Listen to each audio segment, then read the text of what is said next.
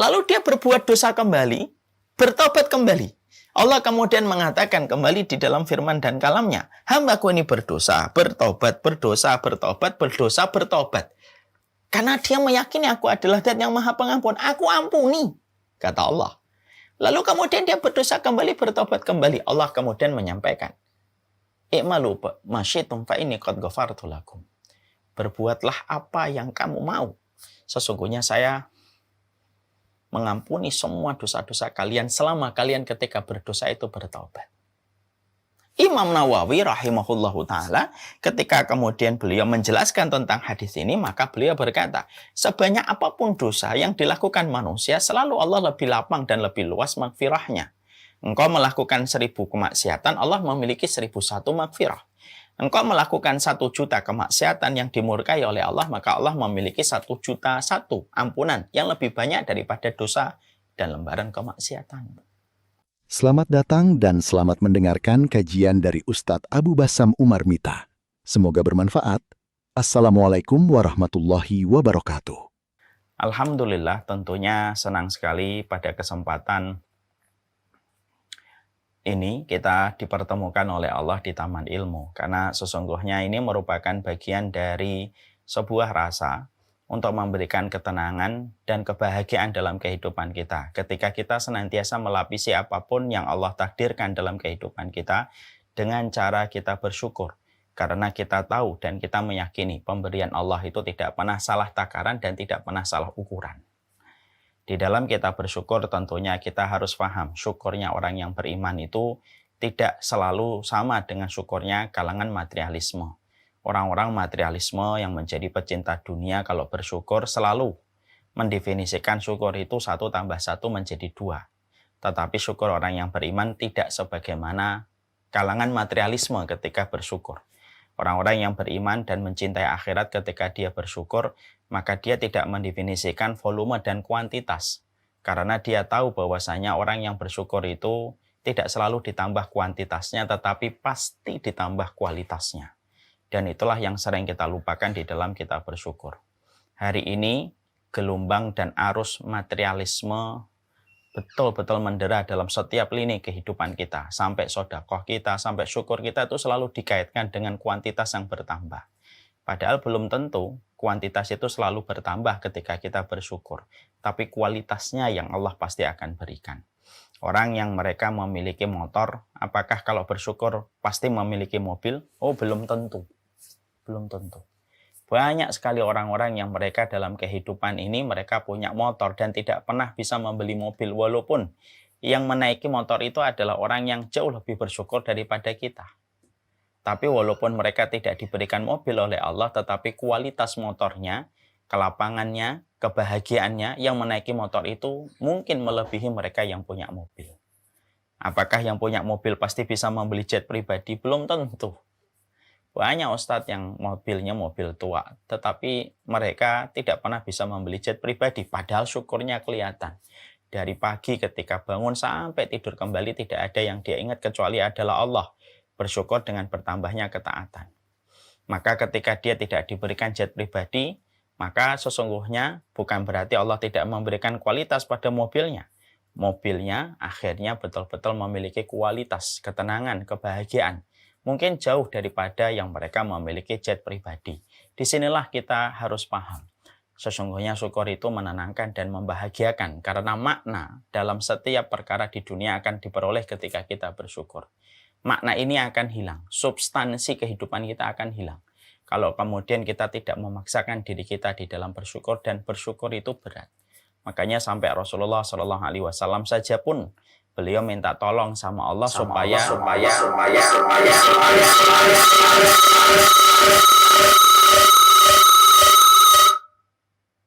sampai kemudian Rasulullah SAW pun juga meminta tolong bagaimana beliau memohon kepada Allah supaya diberikan rasa syukur setiap waktunya kepada Allah. Makanya zikir yang tidak pernah ditinggalkan Nabi setiap habis sholat sepanjang hidupnya sampai hari ketika beliau wafat, yaitu adalah zikir Allahumma a'inni ala dzikrika wa syukrika wa husni ibadatika. Ya Allah, tolonglah aku untuk senantiasa ingat kepadamu, bersyukur kepadamu, dan beribadah yang benar kepadamu. Dan itu menunjukkan bahwasanya syukur itu tidak gampang. Sebagaimana yang sering dipersepsikan oleh masyarakat, syukur itu tidak mudah. Sebagaimana yang dibayangkan oleh banyak orang, syukur itu berat. Sama beratnya sebagaimana sabar. Dan itulah yang menjadikan kita terus menempa dan saling menasehati, supaya kita senantiasa bersyukur kepada Allah setiap waktunya dan setiap saatnya. Syukur itu, sekali lagi, tidak menambah kuantitas dan volume hartamu, tapi sesungguhnya syukur itu pasti memberikan kualitas dalam kehidupan kita, karena makna kehidupan hanya bisa diikat dengan rasa syukur.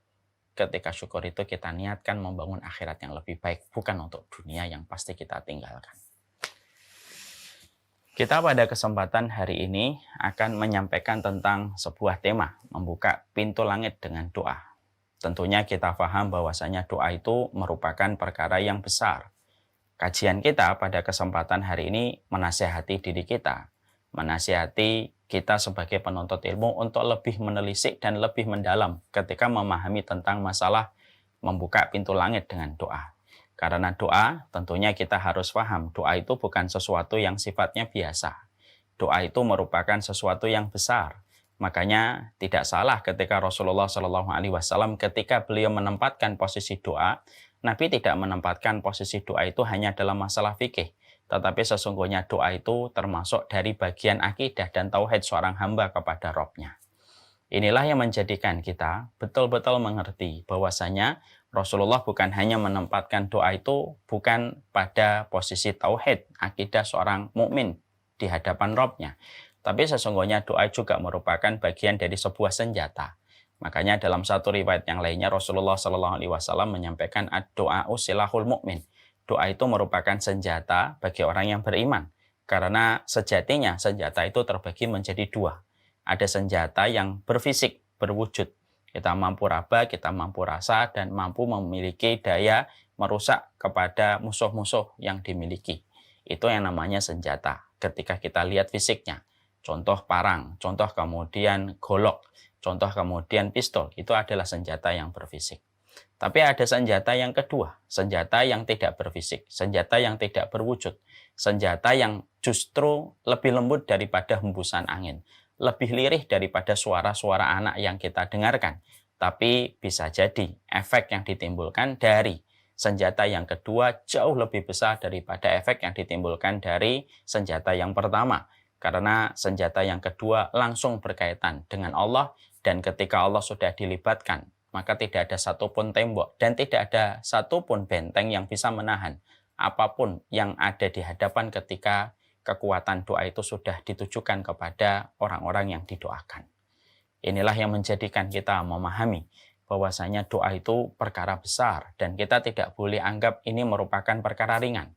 Karena kebaikan hidup kita mungkin salah satunya dari doa.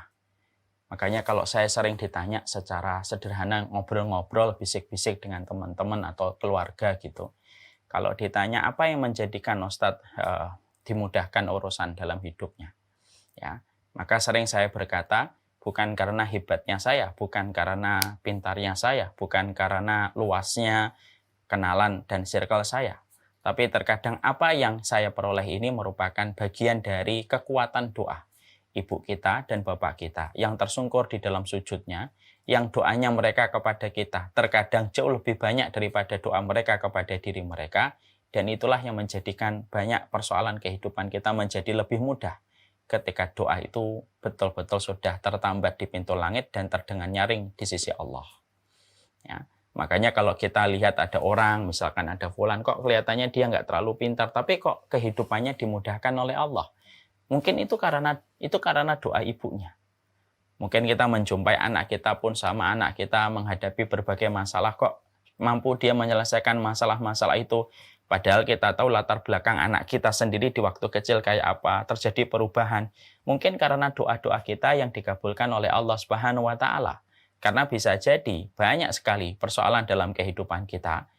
Seluruh carut-marutnya, keruwetan yang kita dapatkan di dalam kehidupan kita disebabkan karena kelalaian kita untuk menempatkan posisi kekuatan yang Allah berikan kepada kita bernama doa. Dan tidaklah kemudahan yang kita peroleh dalam kehidupan kita, ya kecuali karena kita senantiasa menggantungkan harapan kepada Allah, dan Allah adalah zat yang tidak pernah mengecewakan setiap makhluknya ketika berdoa dan meminta kepada Allah. Mari kita raba gitu ya. Diri kita, saya masalah ini, kenapa ya? Ya karena mungkin doa kita. Kok saya dimudahkan ini, ya mungkin karena doa. Makanya kemudian kita menjumpai ada sebuah kisah nyata yang pernah saya tahu sendiri. Bagaimana ada dua orang yang mereka bercerita bahwasanya mereka dari kampung yang sama. Sekolah SD-nya juga sama. Dipertemukan kembali ketika mereka kuliah. Kuliahnya juga kemudian mengambil fakultas yang sama. Qadarullah, ternyata ketika mereka menikah, menikahnya pun tidak selang jarak yang begitu lama antara yang satu dengan yang satu. Qadarullah, pekerjaan mereka juga tidak terlalu jauh. Ternyata mereka juga punya anak. Yang satu punya anak, yang kedua juga punya anak. Tapi Masya Allah ya, ternyata terjadi sesuatu yang agak berbeda. Ketika yang pertama punya anak, anaknya bertumbuh kembang sampai mendekati mumayyiz. 6, 7, 8 tahun anaknya mumayyiz. Sama dengan anak dari sahabatnya, itu juga mendekati mumayyiz. Orang tua yang pertama ini mendapati anaknya kok begitu sulit diajak untuk sholat. Diajak ke masjid begitu berat. Selalu memiliki 1001 alasan. Kalau sudah disebutkan kata adzan, iqomat, sholat, dan masjid. Sampai betul-betul dia khawatir. Ini kenapa? Kalau berjalan semacam ini sampai dewasa, saya khawatir terhadap keimanan anak saya. Karena keimanan, salah satu barometer keimanan itu adalah melalui sholat. Maka pada satu waktu dia mencoba untuk tegas, mengajak dengan paksa anaknya, tapi anaknya tidak mau. Hampir-hampir beliau kecewa dan hampir beliau itu menampar, mencubit anaknya itu. Karena kekecewaan yang sudah menumpuk-numpuk ketika anaknya begitu sholat. Begitu sulit untuk sholat. Kalau sudah mendengar adzan, iqomat, masjid, sholat itu menjadi kata yang selalu dia hindari anak itu. Ketika dia dalam kondisi yang betul-betul kecewa, maka kemudian akhirnya dia pergi, menenangkan diri, dia healing. Dia pergi, dia malah justru mendatangi temannya. Tidak ada niat dia kecuali ingin untuk menenangkan pikiran dia. Ketika sampai di rumah sahabatnya, dia menjumpai keluarganya karena mereka sudah selayak saudara bertemu dengan anak dari teman dan sahabatnya. Masya Allah, mereka ngobrol sampai terdengar waktu adzan.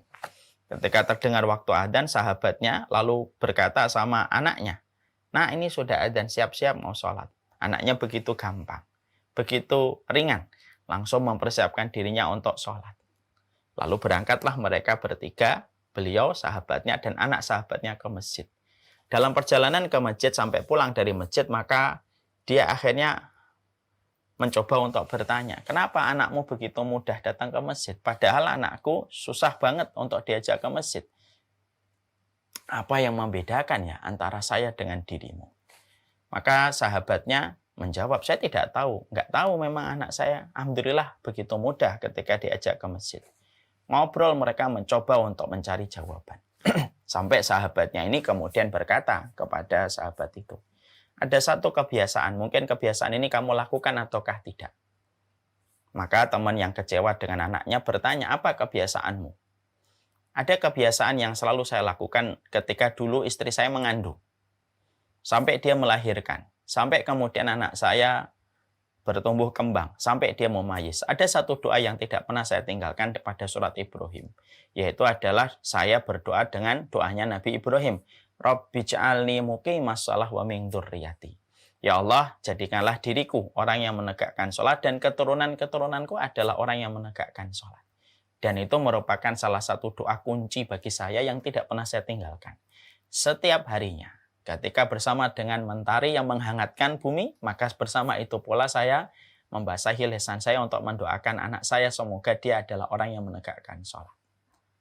Sahabatnya yang satunya ketika mendengar kebiasaan dari temannya, maka beliau seakan-akan tersambar dengan petir dan dia menyadari bahwasanya dia tidak pernah berdoa dengan doa itu. Dan akhirnya ketemulah salah satu pangkal. Kenapa anaknya itu menjadi sulit untuk diajak ke masjid? Ternyata dia tidak pernah memohon mengetuk pintu langit, memohon kepada Allah supaya anaknya dijadikan sebagai anak yang mendirikan sholat bersama dirinya yang mendirikan sholat. Kisah ini based on true story. Ya. Walaupun tidak seviral layangan putus, tapi kisah ini layak untuk menjadi sebuah refleksi dan perenungan untuk kita.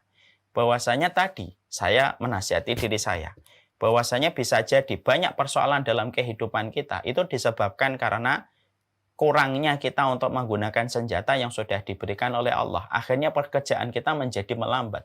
Akhirnya kemaslahatan dalam kehidupan kita justru dalam kondisi slow motion ketika kita tidak memaksimalkan kekuatan kita. Bukankah hidup kalau tidak ada kekuatan itu akhirnya berjalan sebagaimana sebuah adegan film slow motion kan? Kalau kemudian dalam kehidupan kita kan semacam itu. Maka kemudian sama, saya ambilkan contoh. Bapak membuka kepala, ibu membuka kelapa, bukan kepala, kelapa. Kalau kita tidak punya kapak, kita tidak punya parang, tentunya membuka kelapa begitu sulit dan bisa membutuhkan waktu berjam-jam karena kita nggak punya parang untuk membuka kelapa itu dengan mudah. Tapi beda, kalau bapak dan ibu diberikan hadiah.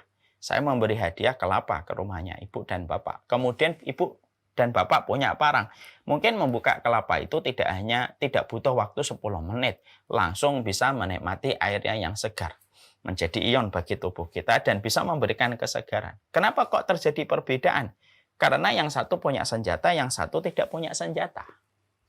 Makanya inilah yang kemudian menjadikan kita akhirnya paham. Inilah perumpamaan dalam kehidupan kita. Inilah yang menjadikan kita akhirnya paham. Kenapa sampai Rasulullah SAW itu menempatkan bahwasanya doa itu merupakan inti dari ibadah. Karena memang penting. Semuanya berkaitan tentang doa. Sholat kita berkaitan tentang doa. Bagaimana keseharian kita sangat membutuhkan doa. Makanya tidak salah kalau kemudian kita menjumpai bahwasanya Quran itu bertebaran doa dari para nabinya, dari orang-orang solih, dari para malaikat yang diabadikan oleh Allah di dalam Al-Quran, seakan-akan Allah memberikan pelajaran bagi qori'nya, bagi para pembacanya, kita semuanya, bahwasanya kamu tanpa doa itu nothing, kamu tanpa doa itu tidak ada apa-apanya ketika kamu tidak pernah memanjatkan dirimu kepada Allah di dalam pengharapan. Ya. Inilah yang kemudian menjadikan kita akhirnya memahami. Ini loh penting bagi kita untuk kembali mengasah kekuatan dan senjata yang Allah berikan dalam kehidupan kita. Termasuk mubadir itu adalah bukan hanya ketika makanan kita kemudian kita biarkan, tidak kita konsumsi, lalu kita buang. Yang termasuk dari mubadir itu bukan hanya ketika minuman masih setengah kemudian kita buang dan kita tidak konsumsi, tapi termasuk mubadir itu adalah ketika kita diberikan oleh Allah kekuatan di dalam kita berdoa, tetapi kemudian kita tidak pernah memaksimalkan doa itu. Padahal para nabi pun yang paling dekat dengan Allah, tidaklah mereka diangkat menjadi nabi dan rasul, bukan hanya karena kesabaran mereka, tapi bagaimana setiap harapan mereka itu digantungkan kepada Allah setiap urusan. Di dalam untaian doa-doa yang mereka panjatkan, sampai Allah itu ridho kepada mereka. Hingga Allah pun mengabadikan doa-doa mereka di dalam Al-Quran. Nah, inilah yang kemudian menjadikan kita akhirnya memahami, inilah yang disebut dengan doa. Makanya setelah kita memahami betapa posisi doa itu adalah merupakan perkara yang besar untuk kehidupan kita, sekarang mari kita bedah dulu. Arti doa dalam kehidupan kita itu apa sih? Di dalam definisi dan makna yang terkandung di dalam doa. Karena doa itu bisa jadi terdiri dari 3 kata. Betul, doa itu terdiri dari 3 kata. D-O-A. Doa. Tapi sesungguhnya doa itu bukan hanya bagaimana engkau mengangkat tangan meminta kepada Allah tanpa makna yang dihadirkan. Doa itu memiliki makna. Dan sesungguhnya agama kita adalah agama yang selalu memberikan referensi dan makna dalam setiap perkara. Jangan menjadi muslim yang kehilangan makna dalam setiap penghambaan kita kepada Allah. Pada puasamu ada makna bagaimana kamu merasakan empati kepada orang yang membutuhkan. Dalam berdirimu ada makna bahwasanya mendapatkan surga itu harus dengan kelelahan, karena orang yang banyak berdiri di dunia kepada Allah adalah orang yang banyak duduk nanti di akhirat. Semua itu ada makna. Dalam sedekah itu ada makna bagaimana kamu mengikis dan memadamkan kisi-kisi bakhil dan pelitnya kita yang merupakan bagian dari basic kehidupan manusia. Setiap perkara itu ada makna. Dan kita tidak boleh kehilangan makna dalam setiap perkara yang Allah syariatkan dalam kehidupan kita. Sama pula, ketika kemudian kita mendapati bahwasanya kita adalah berdoa dan doa itu merupakan intinya doa, intinya ibadah. Doa itu merupakan bagian dari senjata. Dan kita melihat pembeda kualitas kehidupan manusia, salah satunya dibedakan dengan doa. Maka inilah yang kemudian menjadikan kita harus mempelajari dulu. Karena mempelajari doa itu sebenarnya nggak bisa singkat. Tapi setidaknya, ayo kita pelajari bertahap. Apa sih makna yang terikat pada doa? Supaya betul-betul doa ini betul-betul mampu kita maknai secara benar. Karena banyak doa yang hari ini datang dari hati yang lalai, pikiran yang melayang-layang. Sekali lagi, para ulama menyampaikan nasihat untuk saya, nasihat untuk kita semuanya. Sekarang itu banyak doa. Bahkan Nabi juga menyampaikan banyak doa yang datang dari hati yang lalai, pikiran yang melayang-layang, serta buta terhadap makna. Kalau doa diiringi dengan 3 kondisi ini, apa yang kita harapkan di hadapan Allah ketika doa itu datang dari hati yang lalai? Mungkin dia meminta, tapi dia tidak mindfulness dan tidak istihdharul qalbi di dalam dia meminta kepada Allah. Lalu kemudian pikirannya melayang-layang. Bukannya fokus dan konsentrasi di hadapan Allah yang mau menjadi penguasa alam semesta. Lalu dia buta terhadap makna yang ada di dalam apa yang dia panjatkan. Layaknya kita membaca sesuatu tanpa kita mengerti maknanya. Lalu bagaimana doa itu akan menjadi sebuah kebaikan dalam kehidupan kita? Karena senjata pun juga kita harus paham bagaimana menggunakannya. Menggunakan pistol tentunya tidak sama dengan menggunakan parang. Menggunakan parang tentunya tidak sama dengan menggunakan pisau dapur. Semuanya memiliki cara. Dan itu merupakan bagian dari prosedur. Yang tentunya kita sebagai penuntut ilmu harus paham, harus ngerti. Apa sih yang kemudian harus kita panjatkan dan bagaimana makna yang terkandung di dalam doa. Kita harus paham tata caranya, kita harus paham setiap makna yang kita baca. Bahkan kita harus paham latar belakang dalam setiap doa yang kita panjatkan kepada Allah. Karena sekali lagi, salah satu pembeda kualitas kehidupan kita didasarkan kepada doa yang kita panjatkan. Dan bisa jadi kehidupan akhirat kita pun akan dibedakan dengan doa-doa yang kita panjatkan di hadapan Allah pada kehidupan kita. Makanya tidak mengherankan kalau kita menjumpai Rasulullah Shallallahu Alaihi Wasallam. Rasulullah Shallallahu Alaihi Wasallam itu adalah orang yang sangat menggunakan kekuatan di dalam doa. Makanya Nabi kalau berdoa begitu panjang. Makanya kita pernah menjumpai dalam satu riwayat Nabi berdoa dari habis asar sampai maghrib. Sampai menjelang maghrib. Dan ini kan tamparan buat kita semuanya kan untuk saya. Gimana kemudian tidak tamparan untuk saya? Kita ini kalau berdoa 10-15 menit sudah mulai bingung. Apa aja yang kita minta kepada Allah? Padahal Nabi memohon kepada Allah dari habis asar sampai menjelang maghrib. Dan itu menunjukkan betapa besarnya Rasulullah itu mengenal Robnya. Betapa Rasulullah itu mengenali hakikat dirinya. Sampai semua hakikat dirinya itu diungkapkan kepada Allah untuk dimintain pertolongan dalam untayan doa yang beliau panjatkan kepada Allah. Kita ini kadang-kadang jadi muslim saya, kadang-kadang tidak ngerti hakikat diri kita, kekurangannya apa, aibnya apa, kebutuhannya apa. Nggak pernah kita breakdown kehidupan kita di hadapan Allah. Kita ngerasa baik-baik aja. Makanya kalau berdoa sedikit, kenapa? Kita tidak paham tentang hakikat diri kita sendiri. Kita tidak paham kekurangan kita. Kita tidak paham lembaran-lembaran kemaksiatan yang telah kita lakukan sampai akhirnya kita keluh serta bingung di dalam kita berdoa. Padahal doa itu dicontohkan oleh Rasulullah betapa besarnya hajat yang beliau sampaikan kepada Allah dalam setiap perkara pada kehidupan beliau. Makanya inilah yang kemudian menjadikan kita harus paham. Ya, saya ingin menyampaikan dulu makna supaya ketika makna ini sudah kita pahami dengan ilmu, referensi kita hadirkan sesuai dengan makna yang dimiliki. Kalau kita berdoa, mengikat makna, mengkhusyukkan hati, memfokuskan pikiran. Maka inilah yang akan menjadikan doa kita nyaring, terdengar di sisi Allah. Maka makna ini kita pelajari dulu. Karena ini merupakan bagian dari sebuah syarat syah ketika kita mengenal kekuatan mengetuk pintu langit yang bernama doa. Maka para ulama setidaknya ketika saya mencoba untuk memberikan beberapa referensi dan riwayat, ternyata doa itu kalau kemudian didefinisikan, doa itu memiliki 8 makna. Dari berdasarkan hadis ataupun ayat-ayat yang disampaikan Allah dan Rasul-Nya. Dan ini yang terkadang lupa, alpa untuk kita pahami dan untuk kita mengerti. Yang pertama, sesungguhnya doa itu merupakan tauhid. Ini yang pertama. Doa itu merupakan tauhid.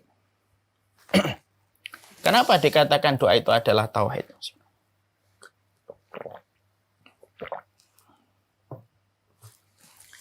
Karena pada dasarnya orang yang dia berdoa kepada Allah karena dia meyakini bahwasanya Allah itu zat yang maha berkemampuan, zat yang maha segalanya, yang mampu mewujudkan dan zat yang memiliki segala kekuatan. Semakin orang itu berdoa kepada Allah berarti ada 2 sisi di dalam orang yang berdoa, kata para ulama. 1, dia meyakini bahwasanya dirinya itu lemah dan dirinya tidak ada apa-apanya dibandingkan dengan pertolongan Allah yang turun pada kehidupan kepadanya. Lalu di sisi yang lainnya, yang kedua, dia meyakini Allah itu maha berkehendak. Dan Allah itu paling senang ketika diyakini oleh hambanya dan diyakini oleh makhluknya mampu mewujudkan apapun yang dia minta kepada Allah. Allah itu kemudian senang. Makanya ketika Allah kemudian mendapati bahwasanya dalam kehidupan manusia ketika dia berdoa kepada Allah setiap waktunya, inilah yang kemudian menjadikan akhirnya orang yang berdoa itu betul-betul menunjukkan bagaimana dekatnya dia dengan Allah Subhanahu wa taala.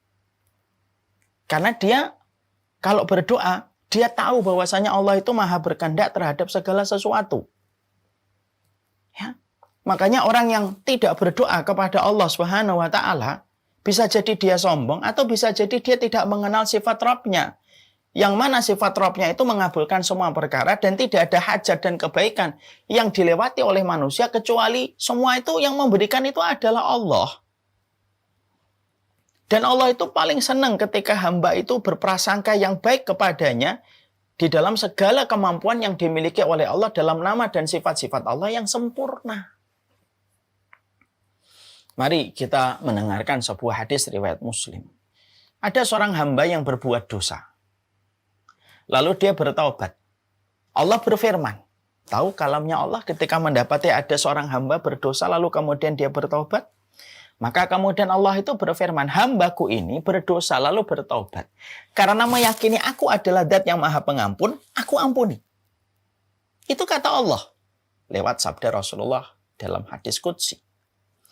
Kemudian dilanjutkan kembali. Hambanya berbuat dosa kembali. Bertaubat kembali. Allah kembali berfirman dalam kalamnya. Hambaku ini berdosa.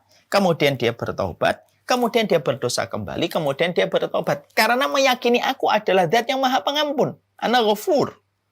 Maka aghfirud dzunub. Aku ampuni dosa-dosa dia. Masya Allah. Lalu dia berbuat dosa kembali. Bertaubat kembali. Allah kemudian mengatakan kembali di dalam firman dan kalamnya, hambaku ini berdosa, bertobat, berdosa, bertobat, berdosa, bertobat. Karena dia meyakini aku adalah zat yang maha pengampun, aku ampuni, kata Allah. Lalu kemudian dia berdosa kembali, bertobat kembali. Allah kemudian menyampaikan, i'malu masyitum fa inni qad ghafartu lakum. Berbuatlah apa yang kamu mau. Sesungguhnya saya mengampuni semua dosa-dosa kalian selama kalian ketika berdosa itu bertaubat. Imam Nawawi rahimahullahu ta'ala ketika kemudian beliau menjelaskan tentang hadis ini, maka beliau berkata, sebanyak apapun dosa yang dilakukan manusia, selalu Allah lebih lapang dan lebih luas maghfirahnya. Engkau melakukan 1000 kemaksiatan, Allah memiliki 1001 maghfirah.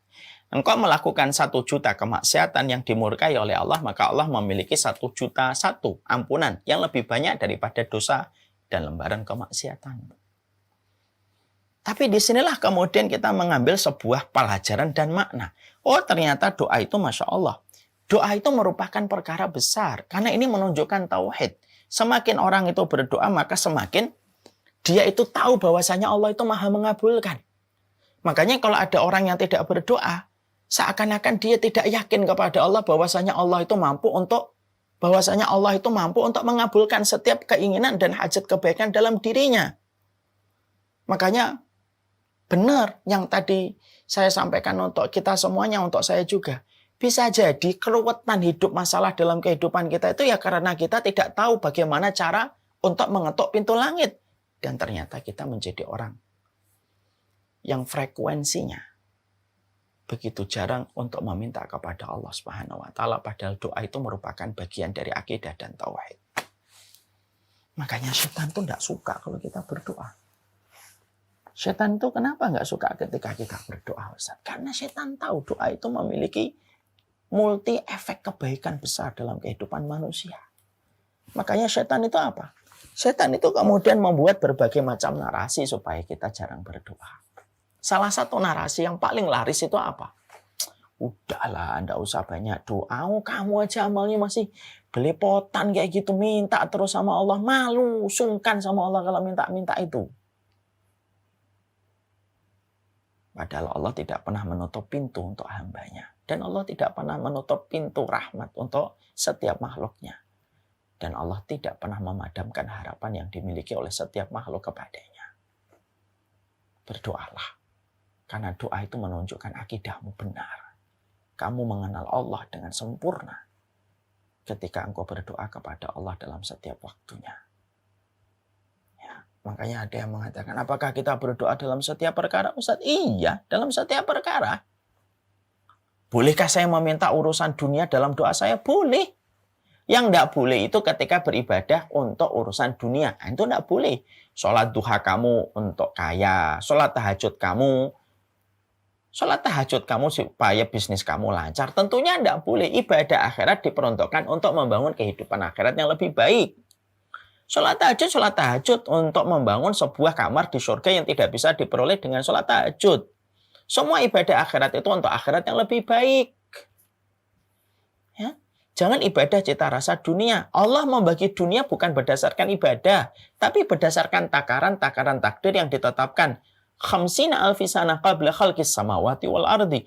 Yaitu 50.000 tahun sebelum Allah menciptakan langit dan bumi. Ada yang dikayakan, itu ujian. Ada yang dimiskinkan dan disempitkan, itu pun juga ujian. Kalau beribadah untuk dunia, tidak boleh. Tapi berdoa minta dunia boleh. Bahkan sampai Rasulullah SAW menyampaikan, sampai urusan garam kamu yang tumpah, mintalah doa kepada Allah gantinya. Sampai urusan sandal kamu yang copot, maka mintalah petunjuknya kepada Allah dan meminta gantinya kepada Allah. Disitulah kita akhirnya paham. Doa itu adalah tauhid.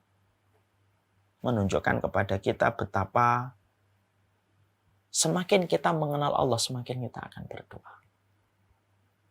Jangan biarkan setan mengkudeta hati kita, pikiran kita, dan memberikan narasi. Udahlah, nggak usah banyak berdoa, sungkan. Udahlah, kalau berdoa itu nggak usah tinggi-tinggi. Gitu. Jangan minta surga firdaus itu.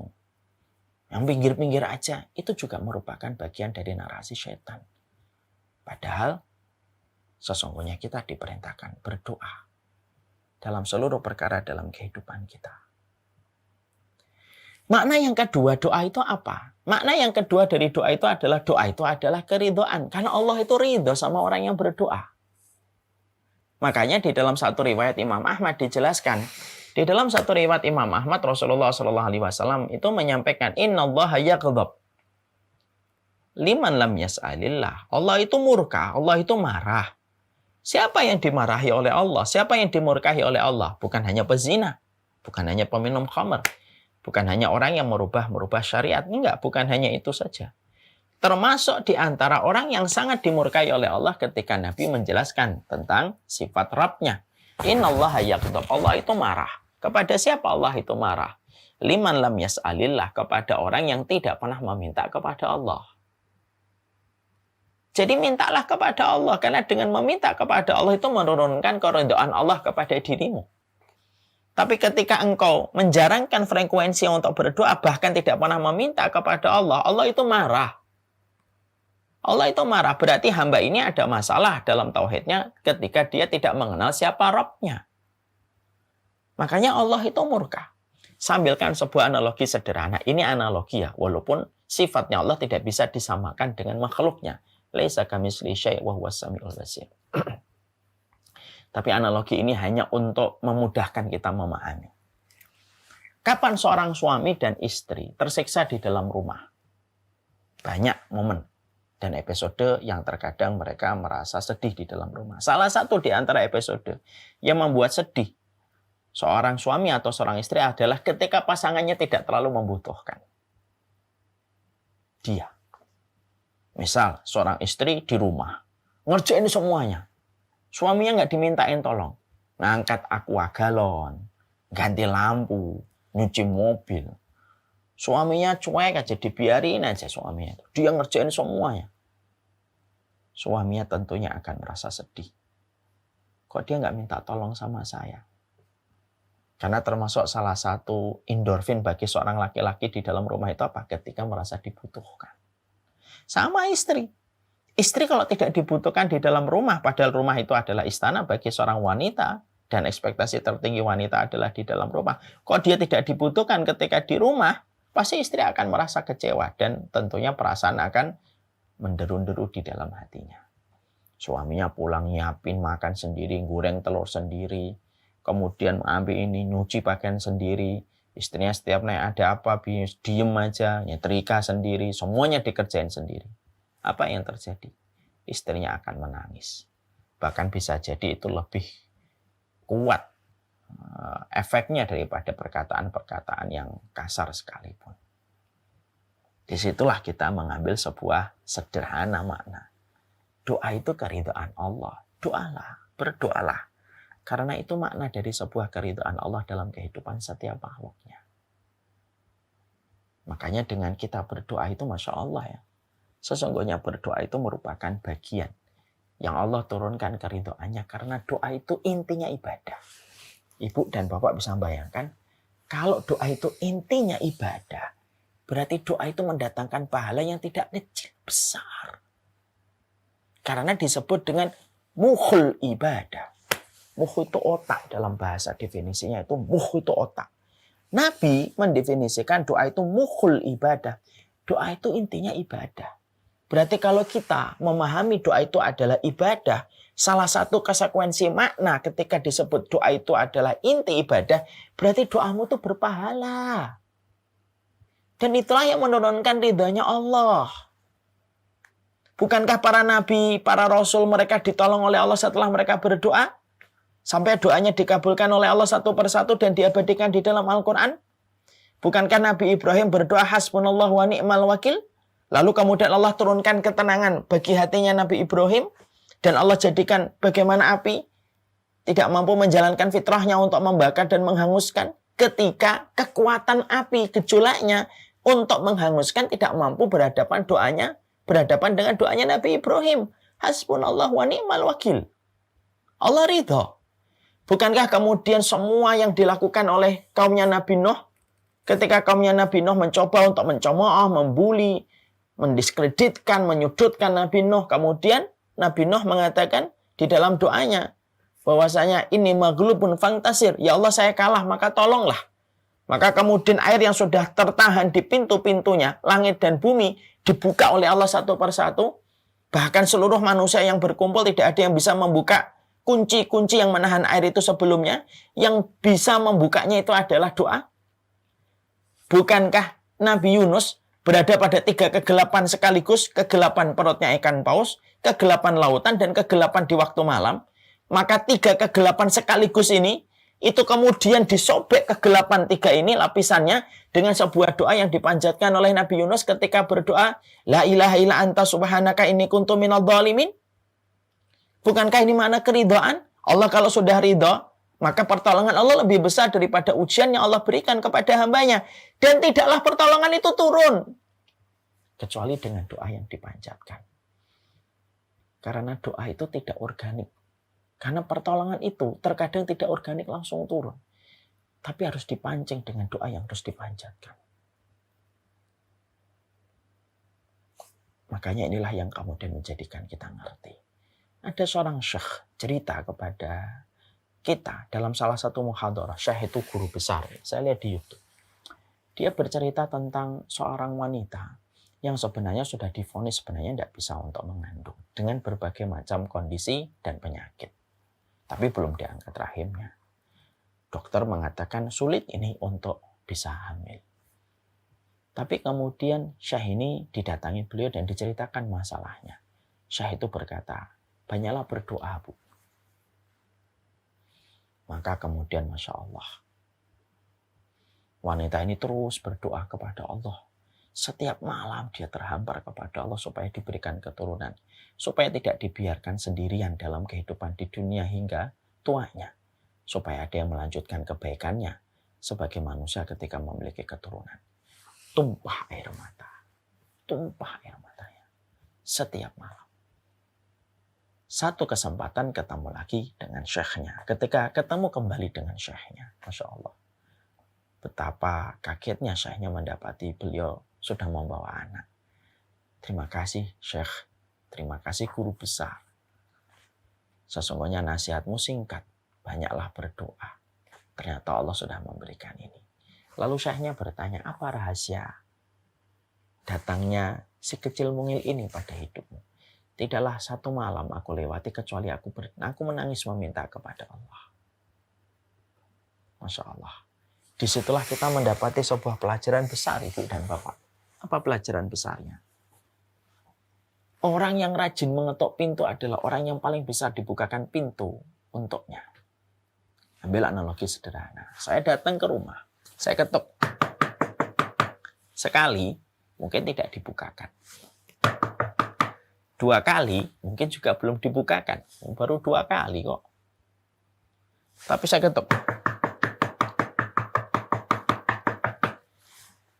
Maka kemudian pasti Sahibul Bait mendengar suara itu dan membukakan pintu. Masya Allah. Itulah perumpamaan doa. Orang yang rajin mengetuk pintu langit adalah orang yang paling besar dibukakan pintu untuknya. Karena dalam doa itu ada ridho yang Allah bersamakan untuknya. Masih merenung untuk tidak berdoa sama Allah? 2 makna loh sudah kita hadirkan. Yang ketiga, doa itu adalah kekuatan. Ya, jadi doa itu tauhid, doa itu ridho. Yang ketiga, doa itu kekuatan. Karena sesungguhnya kekuatan itu yang bisa akan memberikan kepada kita banyak perkara-perkara ekspektasi kehidupan kita yang akhirnya terwujud dengan kita berdoa kepada Allah Subhanahu wa taala. Ya kan? Walaupun terkadang begitu berat untuk mendapatkan itu. Mari kita mencontoh doanya Umar bin Khattab di dalam satu keterangan di dalam Muwatta Imam Malik kalau tidak salah. Umar bin Khattab itu berdoa begini. Allahumma inni as'aluka syahadatan fi sabilika wa wafatan bi biladi nabiyika. Ya Allah, aku minta mati syahid di jalanmu dan wafatnya di tanah nabimu. Wa wafatan bi biladi nabiyika. Ada seorang sahabat yang mengomentari doanya Umar bin Khattab. Wahai Umar bin Khattab, khalifah kami. Kalau kamu minta syahid, jangan di kota Nabi, kota Madinah. Karena kota Nabi pada saat itu ketika Umar bin Khattab menjadi khalifah, itu kota yang paling aman. Karena betul-betul kekuasaan Islam pada saat itu sedang menderu-deru luar biasa menakutkan musuh-musuhnya Allah dan Rasulnya. Romawi lagi betul-betul bersiap-siap untuk menyambut musuh baru yang selama puluhan tahun mereka menghadapi Persia, tiba-tiba munculnya Islam. Persia tiba-tiba mereka khawatir karena Persia itu jatuh total itu pada saat ketika pada pemerintahan Umar bin Khattab. Kota Madinah menjadi kota yang paling aman pada saat itu. Makanya ketika ada yang mendengar doanya Umar bin Khattab, beliau berkata, kalau engkau ingin mati syahid, jangan di kota Nabi, karena kota Nabi tidak ada peperangan. Tapi Nabi tetap berdoa. Tapi kemudian Umar bin Khattab tetap berdoa, ingin matinya di kota Nabi, yaitu kota Madinah. Dan ternyata siapa yang benar? Umar bin Khattab atau temannya? Yang benar adalah Umar bin Khattab. Umar bin Khattab akhirnya betul-betul beliau mati syahid di kota nabinya, yaitu kota Madinah. Ketika beliau ditusuk oleh Abu Lulu'ah al-Majusi. Di mana beliau meninggalnya? Di kota Madinah. Mati syahid karena yang membunuhnya adalah seorang Majusi yang dendam kesumat karena Persia dijatuhkan dan dihancurkan. Doa itu adalah kekuatan. Makanya meringankan kita. Mari kita belajar dari Nabi Ibrahim, Bapak dan Ibu, bersama dengan Ismail alaihi salam. Bahwasanya di dalam salah satu riwayat disebutkan bahwasanya Nabi Ibrahim itu Nabi Ibrahim itu tidak setiap waktu membersamai Nabi Ismail. Dalam beberapa riwayat itu diterangkan bahwasanya Nabi Ibrahim itu 3 kali menjenguk Ismail di kota Mekah, di kota Bekkah. Yang pertama ketika nganter, yang kedua ketika beliau berusia 9 tahun dalam proses penyembelihan, yang ketiga tidak ketemu, yang keempat yaitu ketika beliau mendapati Ismail sudah mengganti palang pintunya, yaitu mengganti istrinya. Tapi yang menarik perhatian kita untuk kita tadaburin dan kita jadikan perenungan itu apa? Masya Allah. Kenapa Nabi Ibrahim itu tidak membersamai Ismail setiap hari? Tidak membersamai Ismail itu setiap saat. Tapi uniknya, istimewanya itu apa? Istimewanya itu adalah Nabi Ibrahim walaupun tidak membersamai Ismail itu setiap waktunya, tapi Ismail itu bertumbuh kembang menjadi anak yang begitu taat dan begitu solih, dan beliau diberikan oleh Allah itu adalah menjadi nabi. Berapa banyak ayah menemani anaknya? Anaknya tidak karuan. Tapi ada seorang ayah yang tidak menemani anaknya, ada seorang abi, ada seorang bapak tidak menemani anaknya. Selayak Nabi Ibrahim, tetapi anaknya menjadi seorang nabi dan rasul, yaitu Ismail. Para ulama lalu berkata, karena doanya Nabi Ibrahim itu banyak mendominasi dalam pendidikan Ismail. Makanya doanya Ibrahim untuk Ismail itu banyak diabadikan dalam Quran. Ibaratnya gini. Ini kemudian Ibrahim, ini Ismail. Ibrahim dan Ismail ketika terbentang jarak yang cukup jauh, maka kemudian Ibrahim itu transmisinya itu naik ke atas, yaitu kepada Allah. Allah kemudian menurunkan apa yang disampaikan Ibrahim kepada Ismail. Karena Allah sudah dilibatkan dari semenjak pertama. Allah itu kalau sudah dilibatkan semenjak pertama, maka sesungguhnya Allah betul-betul maka Allah tidak akan mengecewakan terhadap permintaan hambanya. Bukankah Allah tidak pernah mengecewakan permintaan hambanya? Maka ini kemudian yang didapati bahwasanya doa itu adalah kekuatan. Yang berikutnya, doa itu kemudian setelah kekuatan itu apa? Doa itu adalah pembeda. Karena yang membedakan kita dengan makhluk, yang membedakan kita dengan Allah itu adalah di dalam kita berdoa. Makanya kemudian kita menjumpai ya bagaimana Allah itu semakin diminta semakin senang. Beda dengan manusia. Manusia itu semakin diminta semakin sesek dadanya, berkurang senyumannya. Sebut saja di komunitas yang ada di sini. Siapa yang paling dermawan? Fulana, Ustaz. Oke, fulan atau fulana. Minta sekali, 2 kali, 3 kali, 4 kali. Lama-lama senyumannya akan hilang. Lalu akan berkata, jangan minta saya terus dong. Saya kan juga punya kebutuhan. Kenapa dia bisa gitu? Karena basicnya manusia itu punya sifat pelit. Beda dengan Allah. Allah itu semakin diminta, semakin Allah itu senang. Semakin diminta, maka semakin Allah itu ridho. Semakin diminta, semakin Allah akan memberikan sesuai dengan prasangka hambanya. Maka itulah yang kemudian kita pahami. Bahwasanya yang keempat, doa itu adalah pembeda. Yang kelima, doa itu merupakan sebuah investasi. Karena orang yang berdoa itu tidak pernah merugi, kan? Ada nggak orang yang rugi di dalam doa? Tidak ada orang yang rugi di dalam doa. Makanya kemudian kita menjumpai dalam salah satu riwayat, ma min muslimin yat'ullaha laisa fiha ma'samin wa laisa fihi qati'atu rahimin illa atahu iyyahu min ihda salasi khisal. Tidaklah seorang muslim ketika dia berdoa kepada Allah, tidak ada doanya untuk memutuskan tali silaturahmi kecuali Allah kabulkan dengan 3 macam cara.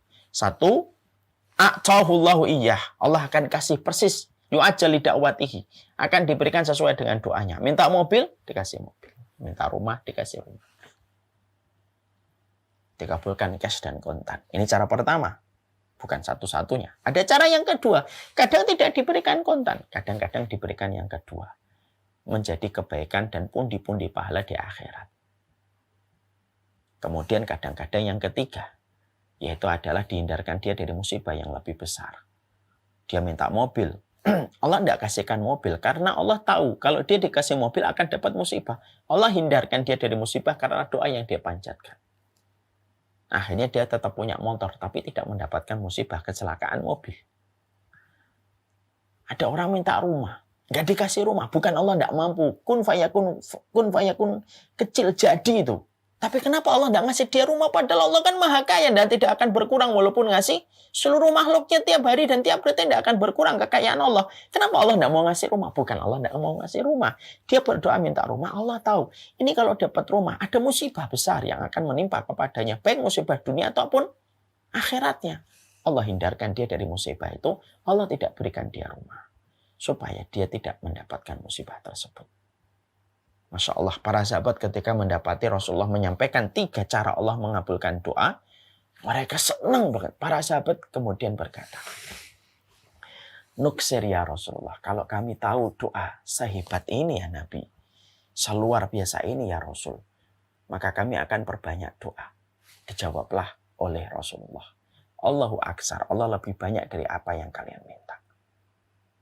Makanya di akhirat ada orang yang tiba-tiba mendapatkan tumpukan pahalanya, lalu ditanyakan, ini apa ya Allah? Ini doa-doa kamu yang waktu di dunia tidak aku berikan sesuai dengan apa yang kamu minta, tapi aku jadikan menjadi ladang pahalamu yang kamu petik manis dalam kehidupan di akhirat. Makanya benar kalau kata para ulama, kan ada para ulama itu gini, kalau aku berdoa dikabulkan, aku biasa.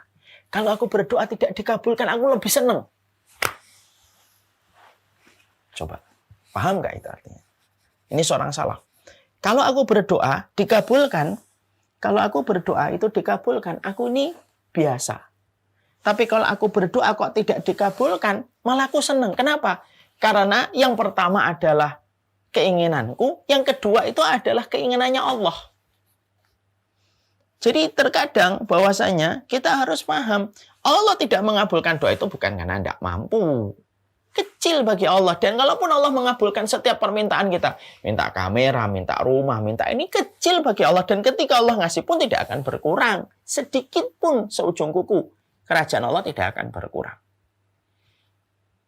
Tapi kenapa Allah tidak ngasih? Karena itulah pilihan Allah bahwasanya selalu pilihan Allah lebih baik daripada pilihan manusia. Salah satunya dihindarkan dari musibah atau dijadikan pahala kelak di akhirat. Makanya kita harus merenungi apa yang disampaikan oleh Umar bin Khattab. Inilah ahmilu hammal ijabah wa ini ahmilu fit du'a. Hammat doa. Saya itu tidak peduli apakah doaku dikabulkan ataukah tidak. Tapi yang lebih aku khawatirkan itu kalau aku tidak diberikan taufik lagi untuk berdoa kepada Allah. Masya Allah. Saya ulang kembali ini. Apa yang disampaikan oleh Umar bin Khattab.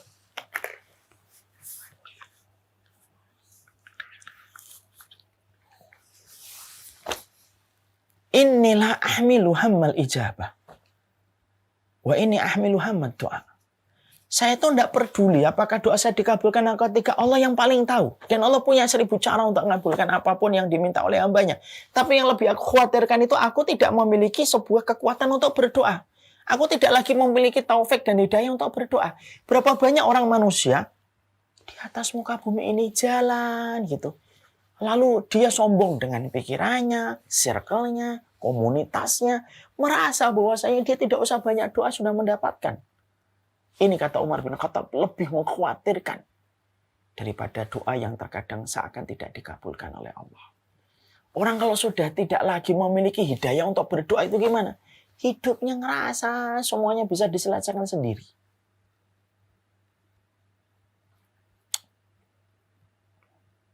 Dan inilah yang kemudian menjadikan akhirnya kita memahami doa itu adalah sebuah investasi besar. Yang keenam, yang kita harus pahami, doa itu adalah melampaui. Doa itu merubah yang mustahil menjadi mustajab. Masa Ustaz? Iya. Doa itu melampaui. Karena doa itu merubah yang mustahil menjadi mustajab. Mari kita simak bagaimana ada seorang yang menceritakan di dalam kitab-kitab para ulama salaf, namanya Abu Bakar bin Muhammad bin Dawud. Suatu waktu dia berjalan menaiki bigholnya. Bighol itu kayak keledai gitu. Lalu kemudian di tengah jalan ada orang yang ingin menumpang bigholnya. Maka karena beliau dasarnya baik, maka beliau mempersilahkan orang itu untuk numpang bersama dengan dirinya. Menuju satu kota yang sama. Pada trek yang biasa dilewati oleh Abu Bakar bin Muhammad bin Dawud. Ya. Maka kemudian pada saat itu tiba-tiba yang menumpang mengendari bersama dia itu mengarahkan sebuah trek yang baru, jalan yang baru. Abu Bakar bin Muhammad bin Dawud asalnya menolak lewat situ. Kenapa? Dia tidak mengenali lewat situ. Lalu si penumpang di belakangnya meyakinkan kepada dirinya, enggak, insya Allah di sini jalannya lebih cepat. Kamu belum tahu kan? Karena bermodal keyakinan, ya akhirnya diikutin. Ketika sudah beberapa waktu berjalan, tiba-tiba mendapati satu keanehan. Banyak sisi kanan kiri itu sudah mulai kelihatan tulang-tulang manusia. Kaget dia. Ketika dia mencoba untuk membalikkan kembali bigolnya menuju ke jalan biasa, ternyata yang di belakang sudah mengarahkan senjata kepada dirinya. Dan dia berkata, saya rampok kamu. Di sebuah tempat yang tidak akan, teriakanmu tidak akan terdengar oleh siapapun. Dia turun dari bigolnya, langsung lari, dikejar sama perampoknya. Abu Bakar bin Muhammad berkata kepada perampoknya, sudahlah ambil perbekalanku, ambil bigolku, sudah. Jangan kejar saya. Perampoknya bilang, masalah keledaimu, bigolmu, perbekalanmu itu sudah jadi milik saya. Tidak usah kamu debatkan lagi, tidak usah kamu suruh, itu sudah jadi milik saya. Tapi saya ingin membunuh kamu. Dikejar. Dan kecepatan perampoknya lebih cepat daripada speed larinya Abu Bakar bin Muhammad. Ditangkap. Ketika akan ditusuk, maka kemudian Abu Bakar bin Muhammad memohon, izinkan saya beribadah dulu kepada Allah. Sekali ini aja sebelum saya meninggal dunia. Perampoknya ternyata masih ada hati nurani. Oke, mau apa kamu? Saya mau sholat 2 rakaat. Boleh. Setelah ini sudah ya. Ya, sholat. Dalam kondisi gemeter ya. Ketakutan, keringat bercucuran. Sampai semua hafalan di dalam sholat hilang. Tidak ada yang dia ingat kecuali hanya satu ayat. Surat An-Naml 62. Amma yujibul muttar idza da'ah wa yakshifus su'. Siapa orang yang kemudian bisa, siapakah yang mampu untuk memberikan, siapakah orang yang mampu mengabulkan ketika terhimpit dan mampu untuk menyingkirkan semua kesulitan. Kalau bukan Allah itu siapa? Hanya itu ayat yang dia ulang-ulang. Sampai 2 rakaat itu. Ketika dia gemeter, mau salam gitu. Maka pada saat itulah tiba-tiba muncul penunggang kuda dari satu lembah yang tidak ketahuan dari mana asalnya. Lalu melemparkan lembing mengarah tepat ke jantung perompak dan terperosok dia mati.